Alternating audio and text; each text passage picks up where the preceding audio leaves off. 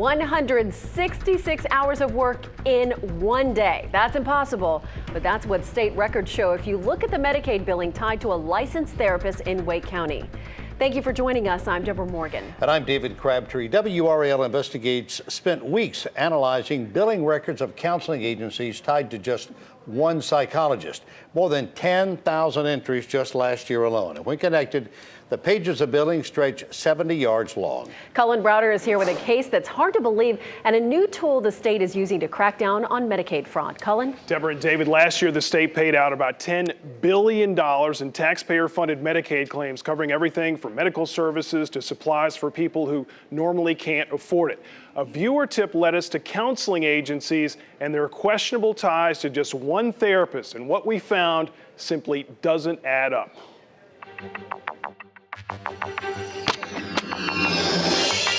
According to state Medicaid billing, psychologist Eunice Gadabaki works long hours. Hi, Dr. Gadabaki. Impossibly long hours. In these state billing records obtained by WRAL Investigates, Dr. Gadabaki's name is linked to 22,984 hours of therapy last year. Keep in mind, there are only 8,800 hours in an entire year. The state paid out $1.79 million in Medicaid money for Dr. Gadabaki alone. We're with WRAL TV. I'd like to talk to you about your Medicaid billing.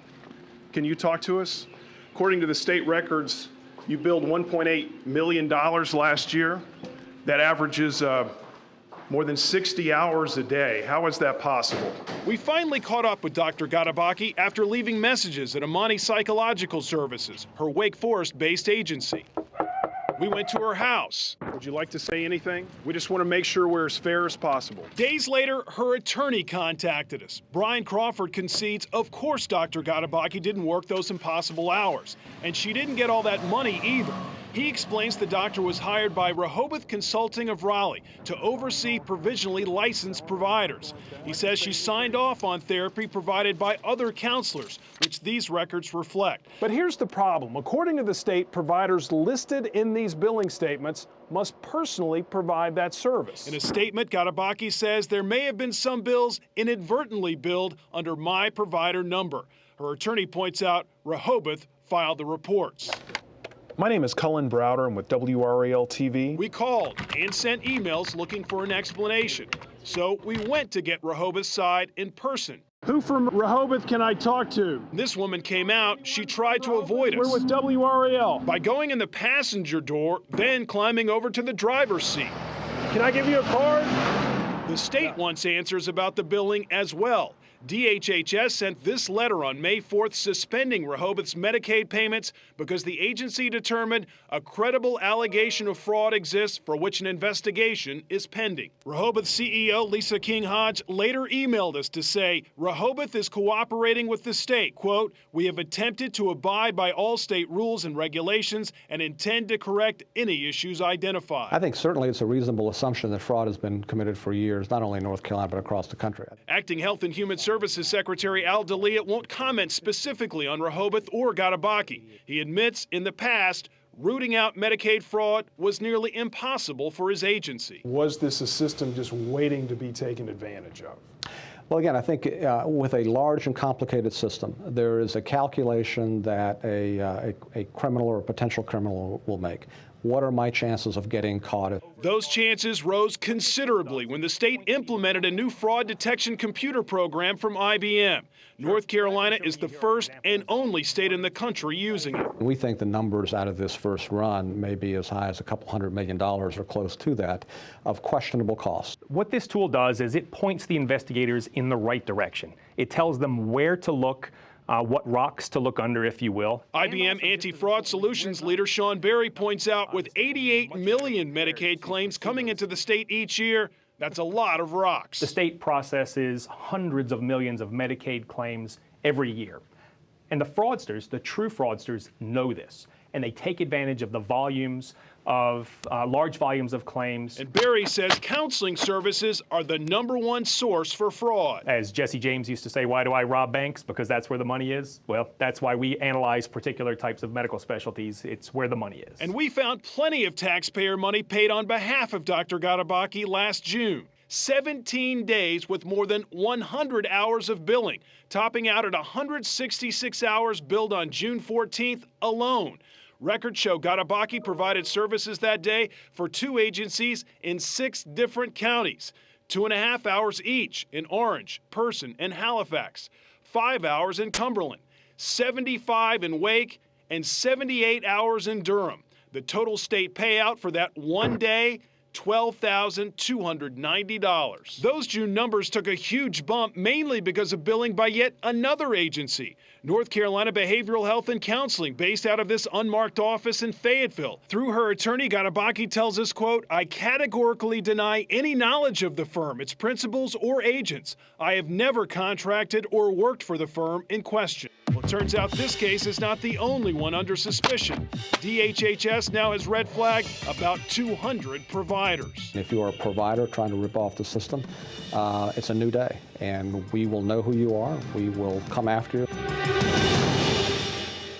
Now, we tried contacting the registered owner of North Carolina Behavioral Health looking for answers. We have not heard back. DHHS also confirms that agency hasn't provided any invoices to support the questionable billing. Deborah. Colin, this is just mind-blowing. Did taxpayers ever pay for counseling that never happened? Well, that is the ultimate question here. Dr. Gatabaki says she merely signed off on that therapy for Rehoboth, but she had no connection at all to NC Behavioral. The records linked to her also show therapy every day of the year last year, every holiday and weekend, except for just 3 days. We'll keep digging into this case and, of course, others, and we're told at least 10 provider cases have now been turned over to the Attorney General's office. The state is providing more details tonight on its effort to crack down on Medicaid fraud. Today, the state announced 10 cases involving therapy providers are now in the hands of the Attorney General. Colin Browder is here now with more on the crackdown and reaction to a WRAL investigation into one case that caught the state's eye. Colin? David, the Department of Health and Human Services is now looking at 206 providers all across the state with unusual Medicaid billing, most of them right here in the Triangle. 103 of those cases right here in the Raleigh area. There are 43 cases when you look in the Charlotte region, and then if you move over to Greenville, there are 24 potential fraud cases in those surrounding counties. As we highlighted last night, these cases can be complicated. There are paperwork questions. State lawmakers tell us taxpayer money is on the line here.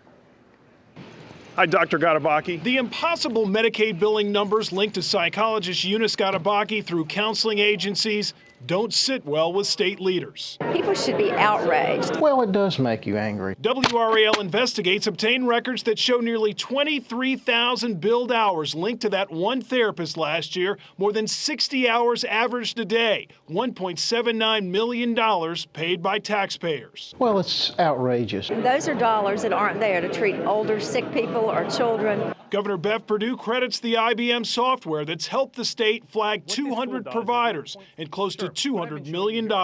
We're not going to put up with it. If you're a doctor or a nurse or somebody in a healthcare arena and you know what's going on and you overprescribe and get folks to do this or falsify billing, we're going to come after you. We're going to put you in jail. But Representative Nelson Dollar, who chairs the DHHS Oversight Committee, says action is long overdue. The department needs to accelerate their efforts, and I think that the IBM solution on this needs to begin to show some real results. And sorting out the billing is complicated. Dr. Gatabaki tells us she merely signed off on other providers' work for Rehoboth Consulting. The doctor also denies any knowledge or connection to North Carolina Behavioral Health, which used her name for $676,000 in claims. As investigations build, lawmakers share one goal. We need to make sure not one dime of taxpayer money is being wasted. And as the state digs into the more than 200 questionable cases out there, as you said, 10 have already been turned over to the Medicaid fraud unit within the Attorney General's office. Dave. Colin Browder, thank you.